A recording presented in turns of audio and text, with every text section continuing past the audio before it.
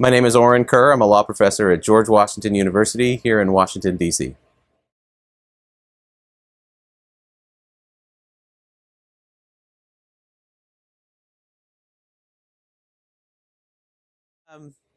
Yeah, I think the labels, the Roberts Court, the Rehnquist Court, the Warren Court, they're helpful in that ultimately the Supreme Court consists of 9 people and it takes 5 to form a majority. And 5 justices today can have a very different set of views about a wide range of issues than 5 justices 50 years ago or 20 years ago or even 5 years ago.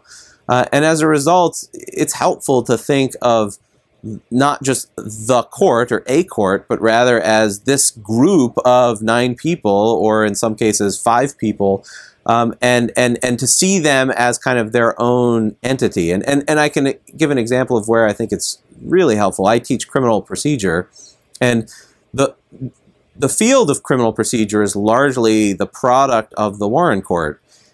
And you can't understand criminal procedure decisions well if you don't understand how different justices came along and replaced other justices, how, when Justice Frankfurter departed and it was replaced by Justice Goldberg, how that changed the court, how suddenly there was a 5-justice majority that had just a different set of views than there was before, and how when Nixon came along and he had his nominees, how suddenly there was no longer a 5-justice majority, and to understand where the Reagan administration was in terms of its approaches, for example, to the exclusionary rule. I think that really explains where the Supreme Court of today is on these questions. So to understand kind of the arc of history and the shifting majorities on the court, it's helpful just to use labels. I mean, you could be really specific and say, the court from this term to that term that had a following group of justices. It was just too confusing. It's easier to just use the label of the Warren Court or the Burger Court, and it's not a bad heuristic to try to understand the court changing over time.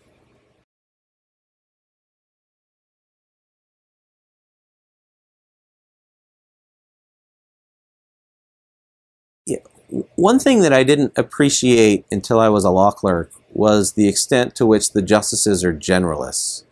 So I think I had an impression, especially as a law student, and I see this in my own students, that the justices have strong views on every issue, and they remember everything they ever wrote, going back to 1975, that dissent that they wrote, and that tax case, and you just sort of imagine that they have clear agendas and a sense of, I'm going from here to here to here.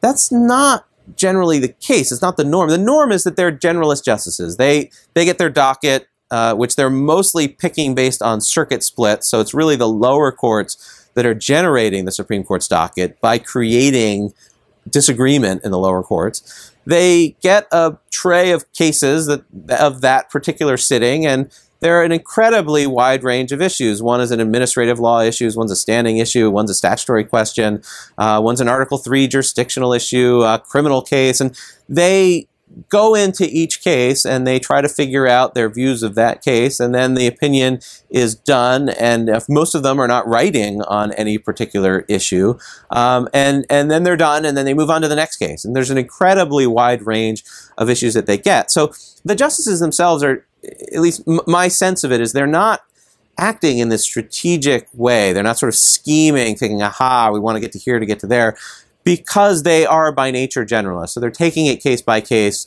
and they don't know what the composition of the court might look like when the issue comes back up. So they're not even able to think in that kind of strategic way for the most part. So they're really just looking case by case. They're generalists. They look at each case on its own. So I think it's important to see that the Burger Court is not one general thing. It is, here are the individuals, and here are the issues that they decided, and here's how they came out in these individual cases. And absolutely, you can see trends in the same way you can look at the writing of an author or the works of art of a painter and say, here are the consistent themes of that individual. In that same way, you can look at consistent themes of a 9-justice group. But it's wrong to think of what they're doing as part of this grand tactical scheme. And I think with a few exceptions, and you know, the Warren Court and issues of race in the 1950s and 60s is an exception to that, but it's generally not that way today.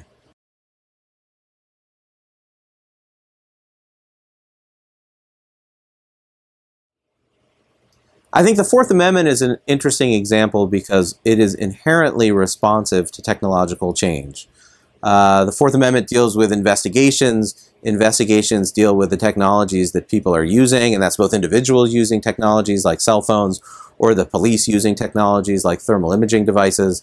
And so cases are constantly coming up and bubbling up to the justices, raising the application of new technologies. And the 9 generalist justices, for the most part, they're not technical experts, certainly. They don't have a technological background, and they're not particularly invested in or have a view of how the law should respond to technological change. And so I think it leads to open-minded justices in a surprising way. And an example of this, I think, is the recent GPS decision, United States versus Jones. In that case, the Supreme Court rules 9-0 in favor of a criminal defendant who was involved in a massive narcotics conspiracy. And his car had been monitored for 28 days, and the justices divided as to why there was a search in the installation and use of the GPS device on his car, fairly evenly between those thinking it's a search to install the device and those thinking it's a search to use the device over time. That was not a case where, looking at the precedents, you'd have said it should be 9-0. It was actually just purely from a precedential standpoint, sort of pointed vaguely in the government's favor, but not clearly, and it was just sort of an open question. I think the fact that that was a 9-0 decision is reflecting the fact that the 9 justices are coming to these issues in a fairly fresh way and looking at these dynamics and saying, where should the law go? How should this timeless principle of the Fourth Amendment respond to this new technology? And they were doing so in ways that were not simply kind of reflecting the usual ideological, sort of backgrounds. It wasn't like, the pro-government justices went in one direction, the pro-defense justices went in the other direction. Instead, it was all 9 justices sort of grappling with these technological changes. And I think that's an area, my prediction at least, is that we're seeing really the first of a long series of cases involving how the Fourth Amendment applies to computer technologies, digital technologies, other new technologies, because so much of the investigations have turned in that direction. So often the government is looking for digital evidence, and it raises so many new questions. I think it's going to occupy the justices over the next 10, 20, 30 years in a fairly wide range of cases.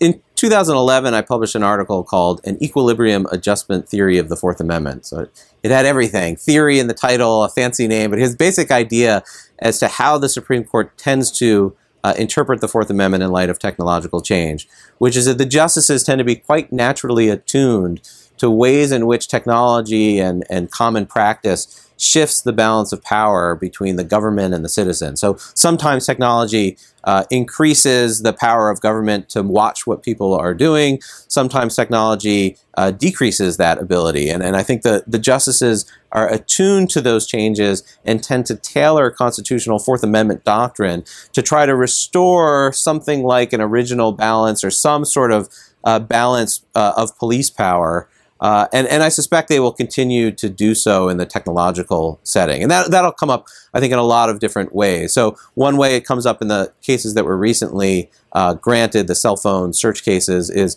searching a cell phone is a lot more invasive than searching a physical pocket or a crumpled cigarette package, to use the example from a 1973 case, United States versus Robinson. And so we're dealing with a legal rule. You can search property on a person incident to arrest that just has a very different meaning today than it had in 1973 because people are carrying so much more information than they had. So I suspect that the justices will be attuned to that difference and will say, okay, the rule in 1973 made sense for the facts of 1973, but striking that balance today requires understanding that cell phones are just a game changer. They're really different in terms of the amount of information they can store, and that some sort of a modified rule for searching electronic evidence is required. So it's sort of adjusting. The general principles are timeless, but the applications of those principles vary depending on facts that change over time.